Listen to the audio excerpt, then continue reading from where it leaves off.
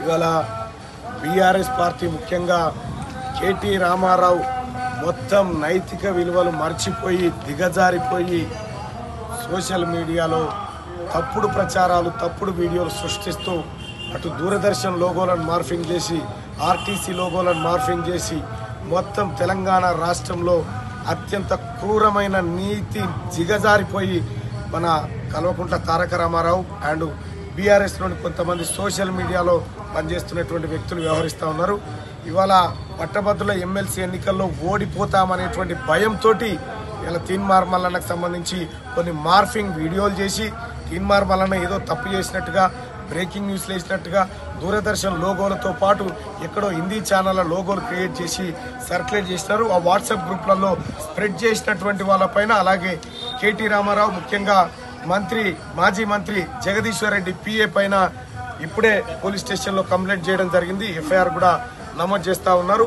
ఇంకా ఎవరెవరు ఇవి వాట్సాప్లో సర్క్యులేట్ చేస్తూ ఉన్నారో వాళ్ళందరిపైన కంప్లైంట్ చేయబోతా ఉన్నాం. ఫేక్ వీడియోలను ప్రచారం చేసినటువంటి వాళ్ళపైన ఖచ్చితంగా చట్టపరంగా చర్యలు తీసుకుంటా ఉన్నాం. ఇంకా అలాగే కాదు, నిన్న మొన్నటి వరకంటే నేను ఎలక్షన్ బిజీలో ఉన్నా. ఇక ఇప్పటి నుంచి ఎవరెవరు ఎలాంటి ఫేక్ వీడియోలు తయారు చేశారో వాటన్నిటిని వెలికి తీసి వాటి ద్వారా పోలీస్ కంప్లైంట్ చేయబోతా ఉన్నాం. ఇవాళ కేటీ రామారావు అండ్ మాజీ మంత్రి జగదీశ్వర్ రెడ్డి పిఏ పైన ఎఫ్ఐఆర్ నమోదు చేయమని చెప్పి కంప్లైంట్ ఇవ్వడం జరిగింది. అలాగే డీజీపీ గారు కూడా కంప్లైంట్ పంపించడం జరుగుతుంది.